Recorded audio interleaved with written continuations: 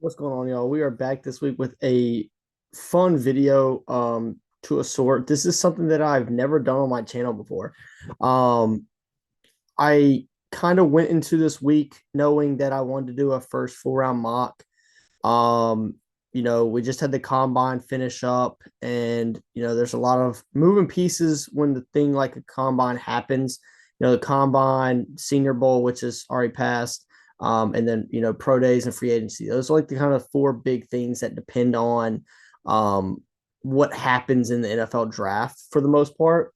And usually, I feel like I make a first full round mock after the combine, and that's kind of my plan here. However, I'm putting a twist on it.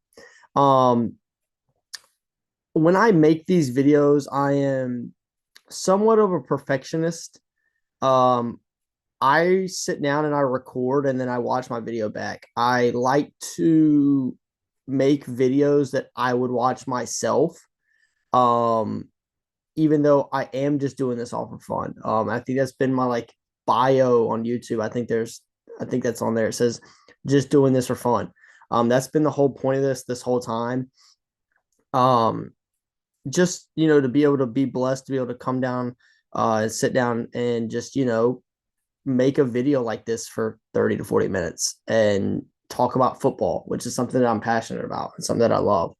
Um, but yeah, and speaking of that, just being blessed through this draft cycle has been amazing for me so far. My Cowboys 7 round mock draft from last week is currently sitting at like 880 something views or something like that, and that's my second most viewed video of all time, behind my Steelers 7 round mock draft that we did 3 weeks ago, or 2 weeks ago, which is like over 1.2 thousand views right now. Um, I hit over 100 subscribers. Like, this has just really been awesome. This has really just been like a fun draft cycle for me so far, and I've really enjoyed making the 4 videos that I've made. And so I wanted to do something fun this week, something that I've never done on this channel before. I will give credit where credit is due. Shout out, I think, to Bengal, who is a creator I do watch during mock draft season.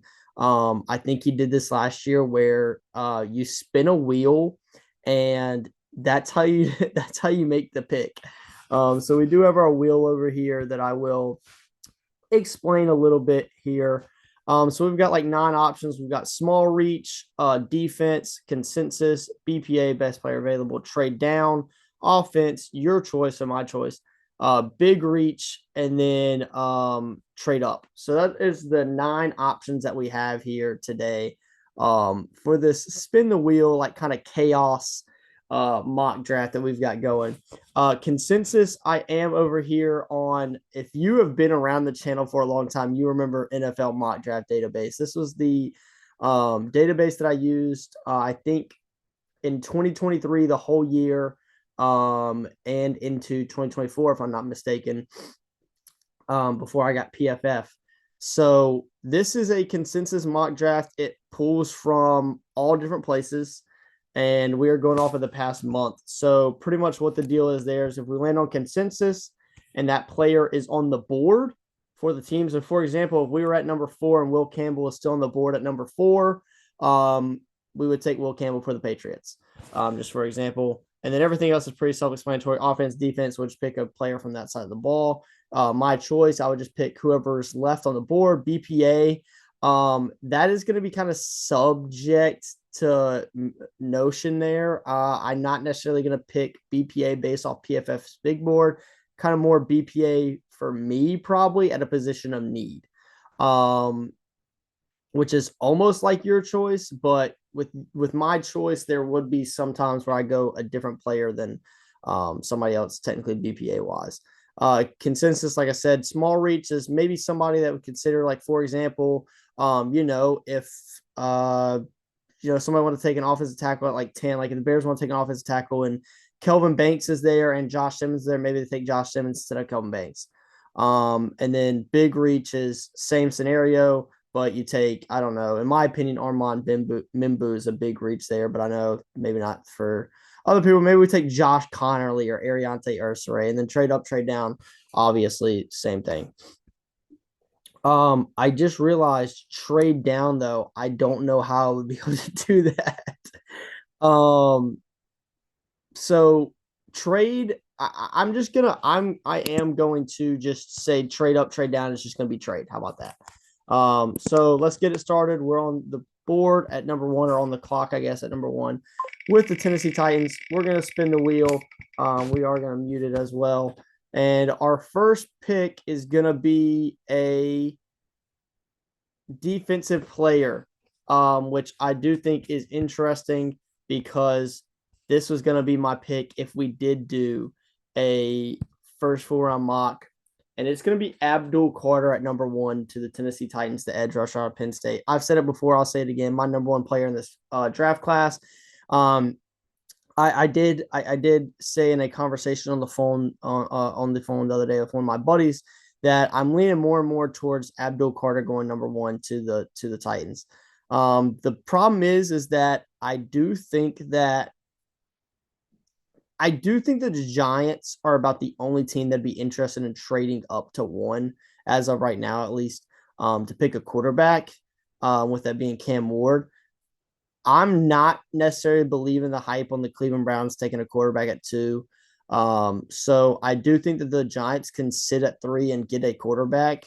But I do think that there might be a little bit of nerves and jitterness in that building, in East Rutherford, New Jersey, about getting a quarterback for the Giants. But so I do like Abdul Carter to the Titans. I do think, though, that if you really want Abdul Carter, if you're the Titans, you do not need to trade down at all. You just need to pick him at 1 because I do think that the Browns will scoop him up at 2 if he's not there. So we do go Abdul Carter number 1 to the Tennessee Titans. All right, so now let's go to number 2 with the Cleveland Browns. There we go. Okay, it was not working there for a minute. Number 2, Cleveland Browns. Oh, here we go. Big reach for number 2, Cleveland Browns. Now, this is interesting because with the Browns, their needs are listed as quarterback. I do think quarterback is their biggest need. However, I just think they're in a weird position with quarterback. Running back, is that a big reach? Is Ashton Jeanty at number 2 a big reach? I feel like if you talk to certain people, they would say yes, absolutely. And I feel like if you talk to other certain people, they'd say, no, that's not really a big reach. I can see him going number 2. I do think number 2 might be his ceiling. I think I'm gonna do it, man. I'm gonna do it. This is a crazy pick. We're gonna go Ashton Jeanty, number 2 overall to the Cleveland Browns. Now, this would be a very interesting video to click on and skip through the beginning and then see Ashton Jeanty, or skip to the very end and see Ashton Jeanty go number 2 overall to the Browns. But man, I like that. I feel like that's a big reach.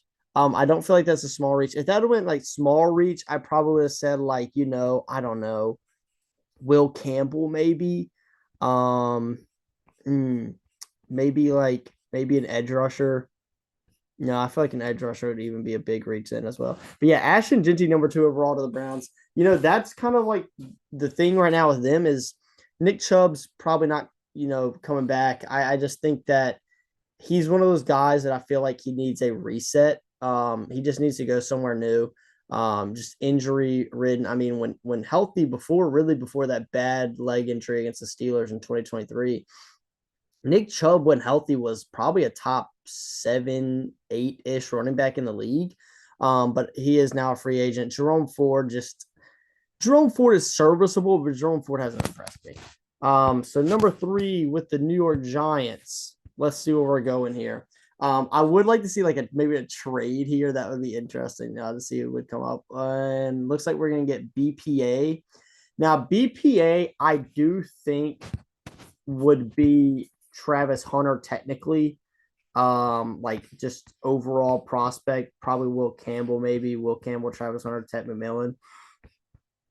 But man, I don't mind Travis Hunter here to the Giants, honestly. But I am with Cam Ward sitting there. BPA, I think Cam Ward makes the most sense. And like I said earlier, I just think the Giants are enamored with getting a quarterback in this draft cycle if they don't get one in free agency. I could see them going after somebody in free agency. Maybe they go after Justin Fields. I don't think any of the veteran quarterbacks really make sense for the Giants in this quarterback cycle with, like Aaron Rodgers, Russell Wilson, Kirk Cousins if he's out there. Which because technically I don't think he's been released yet.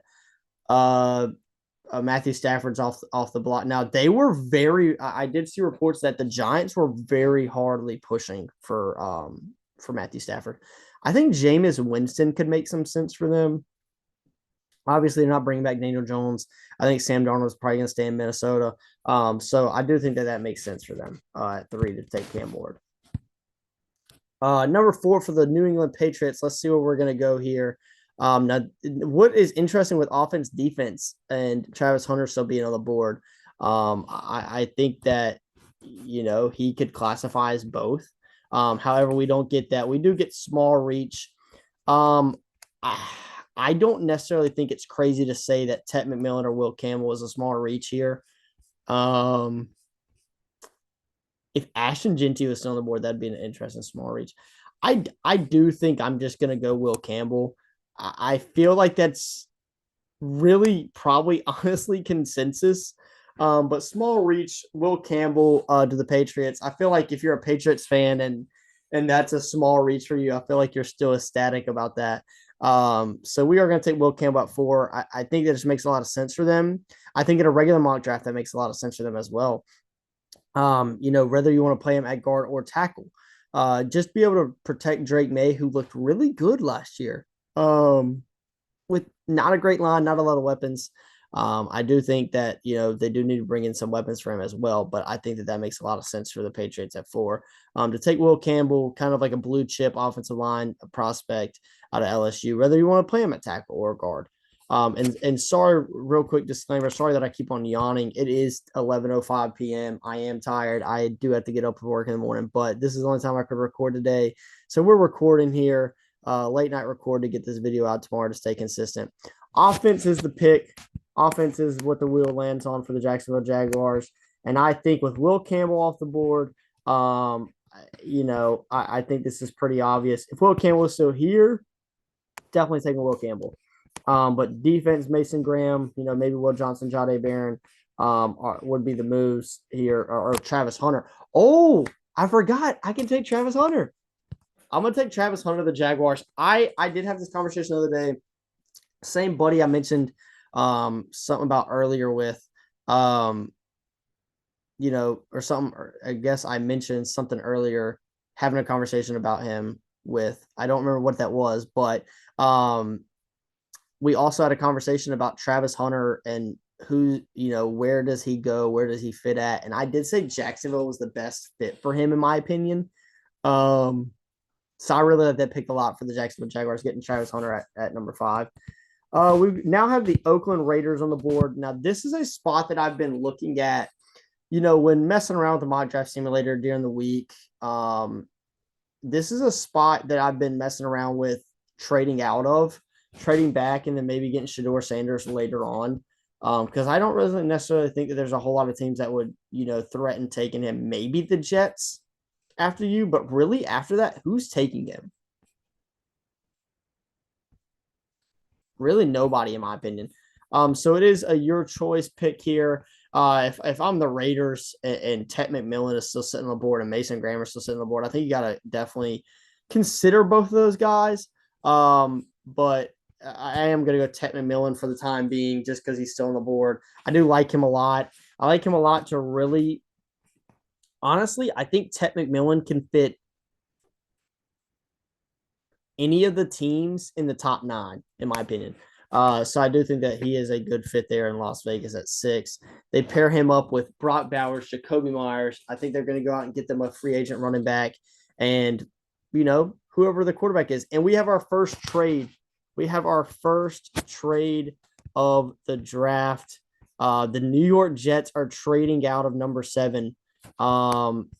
And so with these, I am only going to go off of teams interested. Now, later in the draft, there might not be teams interested, so we're just going to have to kind of wing that there. So here's my thing here. Who's left on the board and who wants to, who would be one to come up for who? I think Mason Graham is obviously the standout guy here, a team wanting to come up for him. I do think the Saints could make sense for that. I just don't know if they're in position to trade up or, really trade anything because they're just in such a bad position organizationally wise. The Chicago Bears, I think, could make sense for Mason Graham.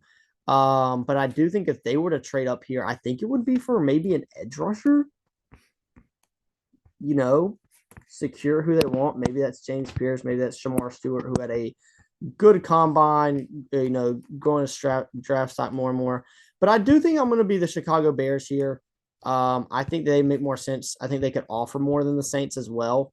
And we're going to move up here from 10 with the Chicago Bears. We're going to give up 10, 72 and a future fourth, maybe. Does that work? I don't even know. Maybe that's too. I think I'm gonna go 41. I think I'm gonna go 10 and 41 for 7. See if that does not get accepted. How about we go 10 and 41 for 7 and 145? Yes, that gets the deal done. So the New York Jets trade back to 10, pick up pick 41 in the second round, and trade 146 on top of that. The Chicago Bears come up here. They get Mason Graham. I do think if you're the Chicago Bears, you're excited where your organization is right now. Yeah, you only won 5 games. I think they lost, what, 10 games in a row? 10 games in a row to end the year last year? Something like that. Or maybe they did go on a big losing streak. I do know that.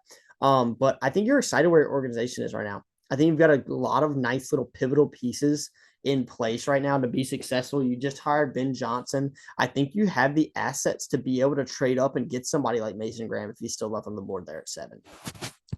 The Carolina Panthers at pick number 8. Coming in here, mainly need defense. I think Ted McMillan is a fit, though, is still on the board there at 8. Offensive line wouldn't necessarily shock me, but they're going to go BPA. And this is interesting because I've been struggling with how to draft for them, though, because they just need so much. But this is something that I was messing around with the simulator earlier today. And I'm going to take my guy, Jahdae Barron, at number 8. Jahdae Barron had a great combine. He had a great like he has just been such a riser in this draft process. I was going to say prospect, but process. Jahdae Barron is a guy that can play outside corner. Jahdae Barron is a guy that can play a kind of like a nickel. He can play a safety, a strong safety. I think he could play a free. I think he could play anywhere in the secondary if you really wanted him to. Somewhat reminds me of Cooper DeJean last year, like fit wise, at least. I'm not saying the same player necessarily, but fit wise, where I thought Cooper DeJean could really just kind of go do anything in your secondary that you wanted him to. I think Jahdae Barron could do the same thing. And I think that the Panthers need help in their entire secondary. And I think that's why why Jahdae Barron makes sense for them here at 8. Play him outside, play him at safety, play him in the nickel, whatever, right? Whatever you want to do with him. So he's going to be picked there at 8 for the Panthers. Pick number 9, the Saints. We just talked about maybe they're trading up, maybe not. This is a team that I've messed around with, trading back in full first rounds. And do we have another trade? No, we have a small reach. Wow. I think this one's going to be pretty easy for me. Tyler Warren is not a consensusly wise, I feel like, is not a small reach here, but for me, he is. And so that's why I am going to take Tyler Warren here at 9 to the Saints. The tight end out of Penn State. I was just talking about how I've been kind of messing around with the Saints and trading back. It's actually trading back to take Tyler Warren at a later time because I do think that you have the option to do that probably. I do think maybe the only team threatening you there with that is maybe the Colts at 14, but I do think the Colts are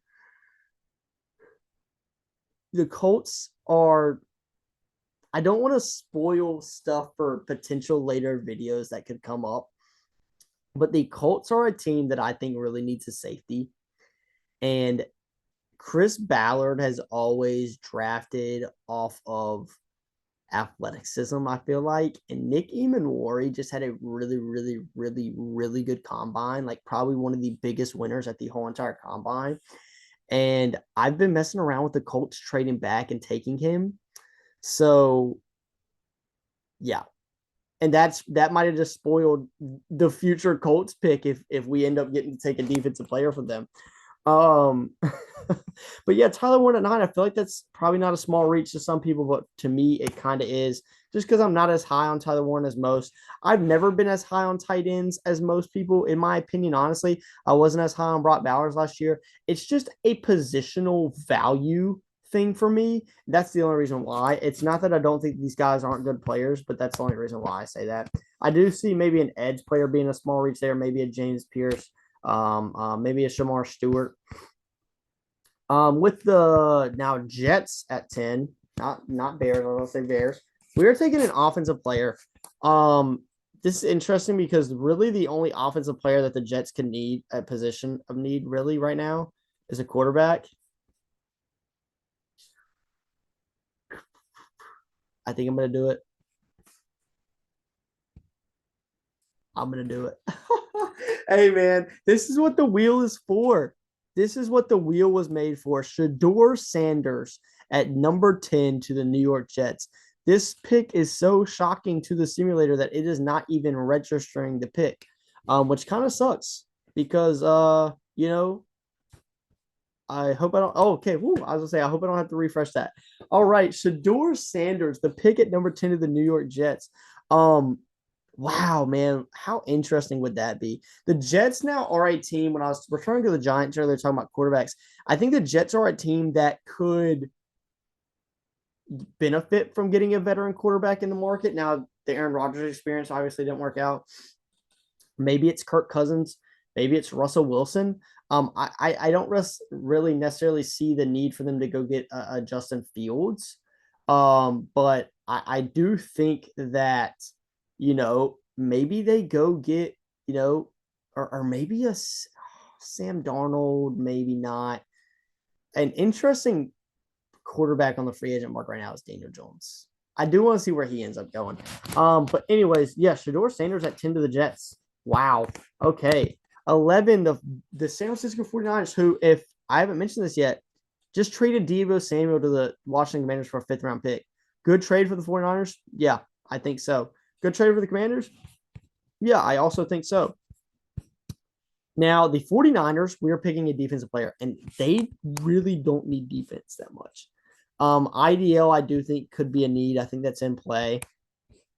But I think if you're the 49ers, Hufanga, I can never pronounce this first name, but Hufanga is a free agent safety this free agent cycle. I think that Malachi Starks just makes too much sense for the 49ers at 11. Malachi Starks has kind of fallen for me a little bit prospect wise, like big board wise. I would probably still have him at safety 1 over Nick Emanwari, but it's definitely a whole lot closer. Malachi Starks is a guy that I could definitely see falling. I think Malachi Starks could end up being, in the 20s pick wise. But I do think Malachi Starks matches what the San Francisco 49ers want to do on offense. I think it makes a whole lot of sense for them, even in a real draft, not even just in the wheel of chaos. Pick 12, or sorry, 11, no, 12, right? We're on the Dallas Cowboys. They are going to go offense here. Ashton Jeanty being on the board, I think, could be an option, but he's not there, obviously. Luther Burden and Mecca Ibuka, Matthew Golden, I think, are options at receiver. I did talk about this in my 7th-round with them last week. I do think receiver is definitely a need for them. However, the point of the video last week was IOL, getting a guard, replacing Zach Martin. But I do think that there's an interesting prospect on the board still for the Cowboys and the Cowboys specifically, and that's Armand Mimbu, a guy that kind of, projects to end up being a tackle. But I do think he could end up playing guard.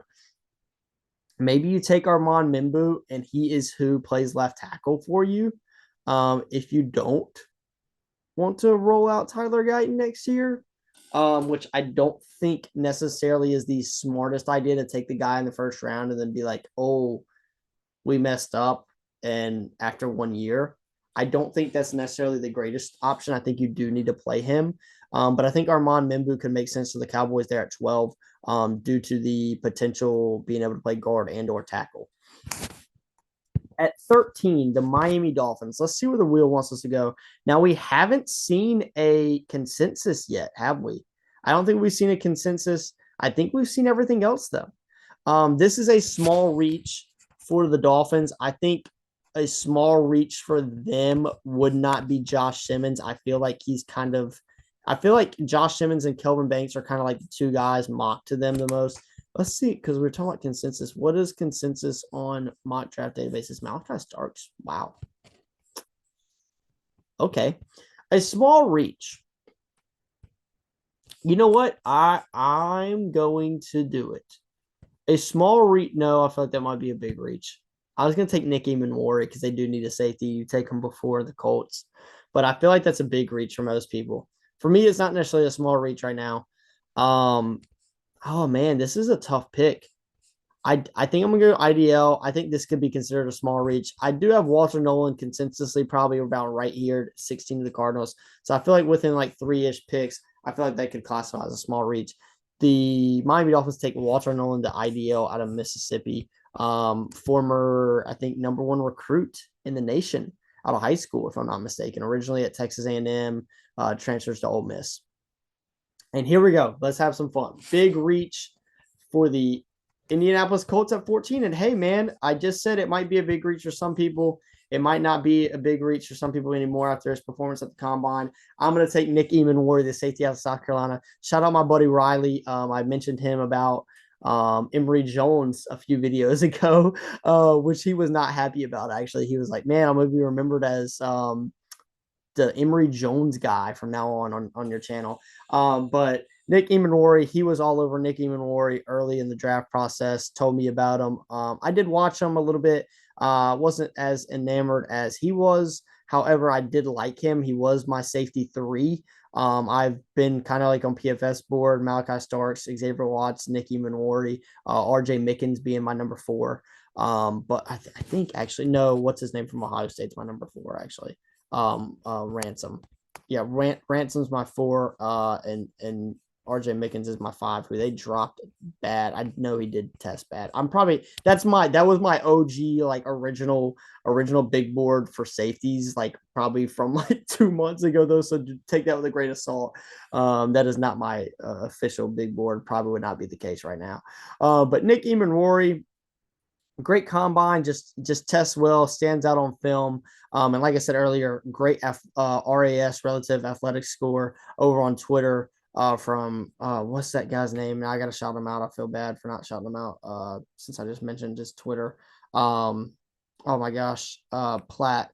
Kent Lee Platt at Math Bomb on Twitter. RAS score, great score from Nicky Minori. I think kind of almost maybe secured himself a first round nod, if not early second. And like I said earlier, Chris Ballard loves athleticism, and Nicky Minori tests off the charts at position of need.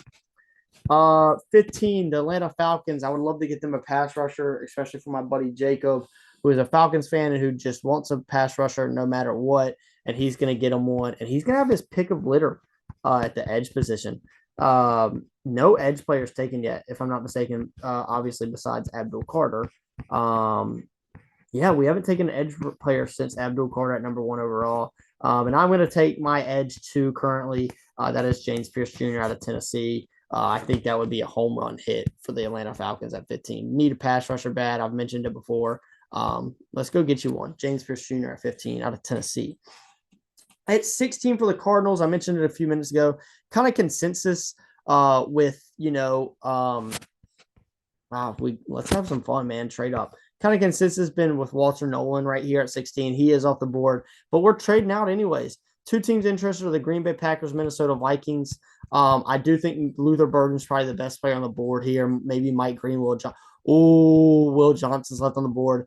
A fit that I've liked a lot is the Green Bay Packers. And I'm going to really get fun here. Man, this is fun.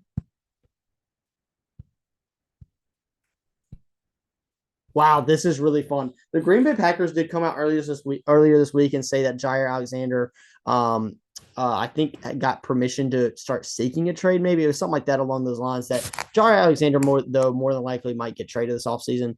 And I think this is a really fun trade here for the Packers and for the Cardinals because the Packers are going to trade up to 16. They're going to trade 23 and Jair Alexander to the Cardinals, who the Cardinals have money to be able to pay his contract. And they're also going to send a fourth round pick with 16. And the Green Bay Packers are going to come over here to 16 and select Will Johnson, the corner out of Michigan. He's been kind of falling a little bit consensusly, I feel like, due to just injury concerns and stuff like that. I still have him as corner two behind Jahdae Barron, or well, I guess technically three behind Travis Hunter as well. But I do still really like Will Johnson as a prospect. I think he's a really good player. And I think that's a really fun trade, actually. See, this is why I like making this type of video right here, because the opportunity to get to do that doesn't come up often. The creativity wouldn't have been there in a real mock draft video. 17 for the Bengals, BPA. Subjectively is Luther Burden. However, I just don't. The only way I see them taking a receiver in the first round is T. Higgins is not back. And right now, since that is not the case yet, I think you got to look defense. I think pass rusher probably maybe IDL.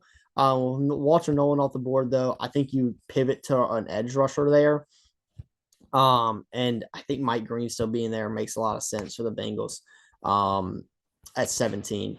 18, Seahawks. I think Tyler Booker's been kind of like consensus for me here. If Shedaur Sanders was still on the board and offense popped up, I would probably take him. I know that's interesting. And, we're going to get big reach. I don't necessarily think Tyler Booker is considered a big reach. PFF ranking wise, he is because he's labeled 48. But I think does Gray Zabel count as a big reach? I feel like he's kind of a consensus guy around this area as well. I'm going to go big reach. Now, this is interesting because, again, like I was talking about Tyler Booker a minute ago, PFF wise, he is big reach because he is ranked, like 48th, I'm pretty sure. 48th overall. But I'm going to take Jalen Walker, which you might not think, like, I don't necessarily think that's a huge reach. I think there's a great opportunity that Jalen Walker goes way before them at 18. But PFF board wise, I'm going to say subjectively, that's a big reach. I'm not going to count Tyler Booker to do the consensus stuff with him. What is consensus pick over here?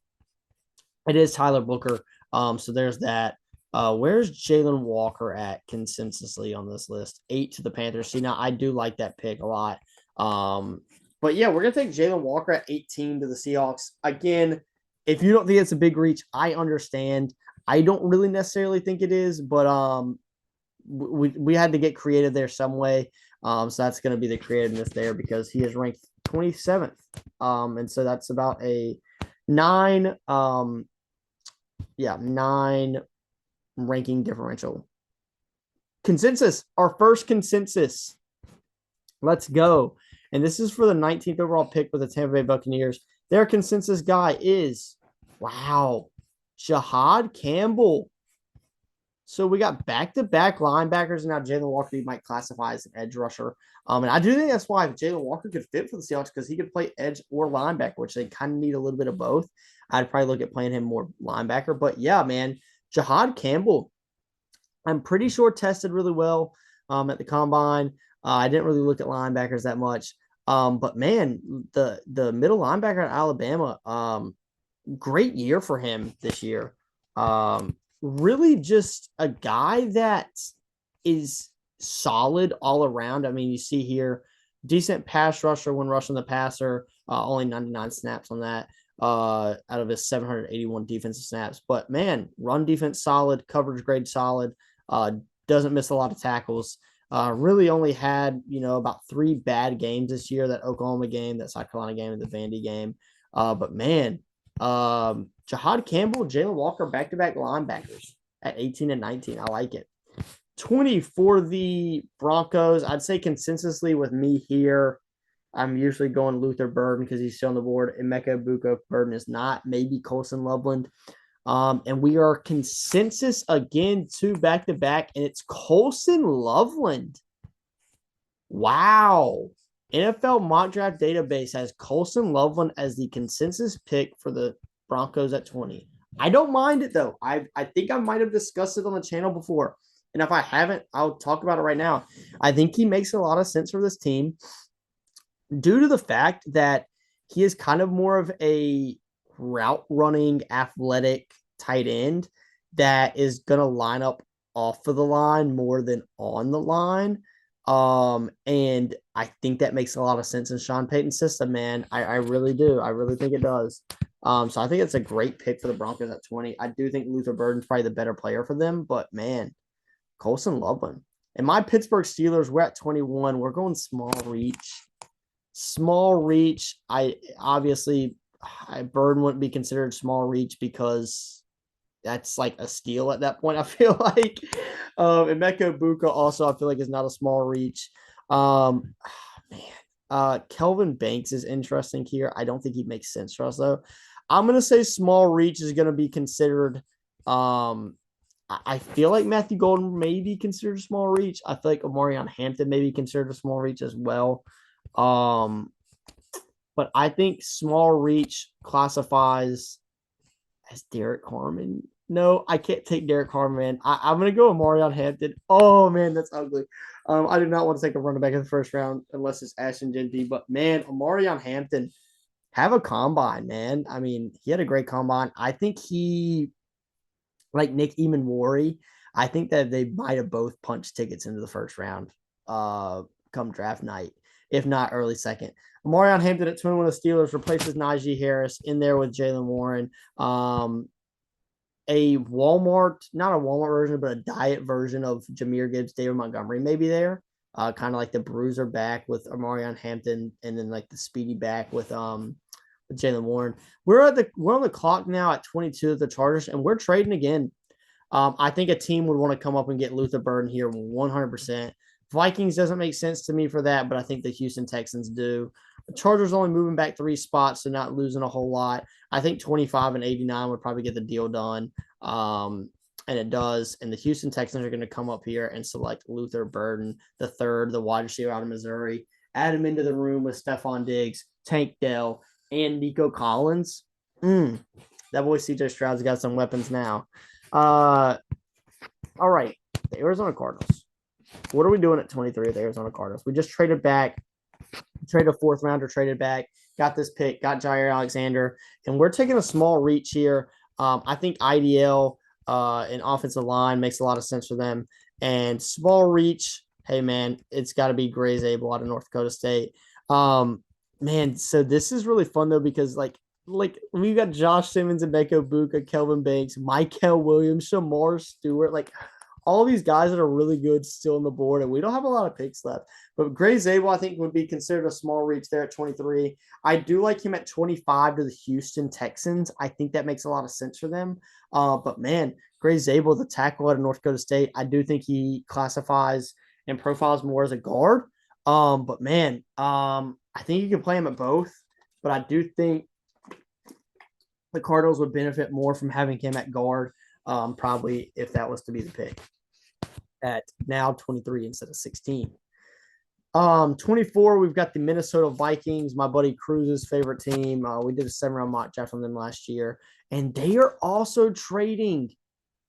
All right, they're going to trade. Nobody's interested. I think Josh Simmons and Kelvin Banks are probably definitely the two names that you're looking at here. And I think a team that would be really interested in coming up is the Chiefs. We've seen them do it in 2022, coming up and getting Trent McDuffie. So I do think the Chiefs would be interested. I do think it would take 63 in this scenario to jump that high up. I think this helps the Vikings too as well, though, only having 4 draft picks. They come up, they get, they go back. The Chiefs come up and get 24. The Vikings move back and get 31 and 63. And the Kansas City Chiefs, I think, are going to come up here. I think tackle over guard. So I do think Josh Simmons would make more sense than Kelvin Banks. I do think Kelvin Banks profiles maybe a little more as a guard, but I do think he could play tackle as well. 25, Los Angeles Chargers. Let's spin the wheel for the Chargers for the second time now after trading back from 22 with the Houston Texans and the Texans selecting Luther Burden. What are the Chargers going to do this time around? It's going to be my choice. And man, there's a lot of options. And Mecca Buka is really interesting for them. I do think that tight end could make sense for them with Colson Loveland maybe at 22 in a real draft. Edge rusher, I do think makes sense as well. Shamar Stewart and Michael Williams will be in here, man. Man, there's a lot of options, but I do think QJ Quentin Johnson did play better last year. Joshua Palmer's a free agent, and he was kind of a wide receiver 3 there. Lad McConkey played out of his mind. Um, I think the edge player talent here, the player pool there is just too deep. I think Shamar Stewart makes a lot of sense. He's been testing out of his mind. He is a physical freak. I think Shamar Stewart's ceiling is a top 10, honestly. So I'm gonna take him at 25 to the Chargers. Um, Even though Emeka Buka does make a lot of sense. I think Michael Williams makes sense as well, but that's a tough pick right there. And we're going your choice again for the Los Angeles Rams at 26. I don't think Emeka Buka is in play as of right now. If Cooper Kupp gets traded, I do think Emeka Buka could be in play with Puka. Oh my goodness, Buka and Puka. Wow, man. Tackle, I think, is probably the most in play here. Kelvin Bates still being here. I know I just said he probably classifies more as a guard or profiles more as a guard, but I think he just, man, he's such a good player that I think if you're sitting there at 26 and he's on the board and you're the Rams, I think you got to at least take a shot on him, right? Ravens at 27, another trade. I think it's got to be for Michael Williams here. This is a smaller trade, probably, I would say. Well, I was going to trade up as the Lions. I know this is really stupid, guys. Um, but this is the best, I think, creativity wise I can do here. We're going to trade 28, 133 for the Lions to 27 for the Ravens. They're going to be like, yeah, we're going to take Michael Williams anyways, which they might have. I think Michael Williams would have made a lot of sense for them at 28. But the Lions are going to come up. The Ravens are going to pick up an extra like fourth or fifth rounder. I think 133 is probably a fifth rounder. And trade back. And they're going to get to spin the wheel again. This time around, let's see what they do. They are going to get their choice of a player. And I do think I'm kind of out on edge rushers. I know Ezaraku and Scourton are both good players. I know a lot of people like both of those. I'm not as high on Ezaraku as most. Scourton, I'm fine with. But I just don't know if either one of those guys really fits the edge profile that they would want necessarily or need. So I do think you look elsewhere. Wide receiver, Emeka Buka, Matthew Golden still being here. Man. Oh man, I think that they would probably prefer to go elsewhere with that pick, maybe. But man, Emeka Buka is just so good.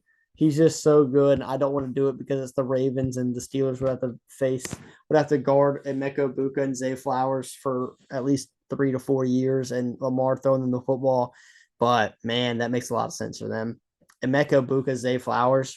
Whew, man, okay. Washington Commanders, like I mentioned earlier, just traded for Deebo Samuel yesterday. Yesterday. Trade a fifth round pick for him. So I do think that need for wide receiver is maybe off the board now, maybe like later instead of earlier. BPA position of need. I think corner is just such a need for them, man. And Trey Amos is still sitting here. I think that's got to be the pick for the Washington Commanders at 30. Or sorry, 29. Now we're at 30 with the Buffalo Bills. Let's see what they're going to do. Oh, wow. Small reach last second. Small reach for me here, I think could classify as Derek Carmen. I am not as big on Derek Carmen as most. But I do think that Maxwell Harrison had a great combine. And I do think that he fits the play style that the Buffalo Bills like at that cornerback position. So I'm going to take him at 30 to the Buffalo Bills. Great combine. And man, I think that's definitely a small reach, in my opinion, right now. Defense for the Minnesota Vikings at 31. I think IDL is definitely in play here with Trey Amos and Maxwell Harrison just going. And Kenneth Grant still sitting here, so I'm going to take Kenneth Grant on Michigan at 31 to the Minnesota Vikings. And last but not least, number 32, the Philadelphia Eagles. Man, a trade up would be interesting here. But it looks like it's going to be a defensive player. So you're probably looking corner, probably, but there's not really any corners left. So maybe Savon Rebel. Maybe it is Savon Rebel. I was gonna say maybe Edge is in play, but I think Savon Rebel makes the most sense. Yeah. Yeah. I think Savon Rebel makes the most sense. We're going to take him at pick 32 to the Philadelphia Eagles. And that's the draft, man. The cornerback out of ECU, Savon Rebel, finishes it up for us. So let's go over it. The Wheel of Chaos. Abdul Carter, number 1 to the Titans. Ashton Jeanty at number 2 to the Browns. Cam Ward at number 3 to the Giants. Will Campbell at number 4 to the Patriots. Travis Hunter at number 5 to the Jaguars. Ted McMillan at number 6 to the Raiders. Mason Graham at number 7 to the Bears. Jahdae Barron at number 8 to the Panthers. Tyler Warren at number 9 to the Saints. Shedaur Sanders to number 10 to the Jets. That's probably my favorite pick of the draft, honestly. That and the Ashton Jeanty. Yeah, it's got to be those two, right? I think so. Oh, and then the Will Johnson Arizona trade. Those are definitely my 3 favorite. Finishing up, the 49ers take Malachi Starks at 11, Armand Bimbu to the Cowboys at 12, Walton Nolan to the Dolphins at 13, Nick Emenwardi to the Colts at 14, James Pierce Jr. to the Falcons at 15, Will Johnson to the Packers at 16 after trading Jair Alexander to the Arizona Cardinals, Mike Green at 17 to the Bengals, Jalen Walker to 18 at the Seahawks, at 18 to the Seahawks, Jahad Campbell at 19 to the Bucks, Colson Lovin at 20 to the Broncos, Amarion Hampton at 21 to the Steelers, Luther Burden the third to the Texans at 22, Gray Zabel at 23 to the Cardinals, Josh Simmons at 24 to the Chiefs, Shamar Stewart at 25 to the Chargers, Kelvin Banks Jr. at 26 to the Rams, Michael Williams at 27 to the Lions, Mecca Book at 28 to the Ravens, Trey Amos at 29 to the Commanders, Maxwell Harrison at 30 to the Bills, Kenneth Grant 31 to the Vikings, and Savon Rebel at 32 to the Eagles. That was a lot of fun. I really enjoyed that. It is late. I am tired though. And so if the energy was down a little bit, I'm sorry. But yeah, that's the video for the week. And I appreciate all the love and support on the last few videos as well. And man, I love doing this. This is a lot of fun. And I'll see you next time. Peace.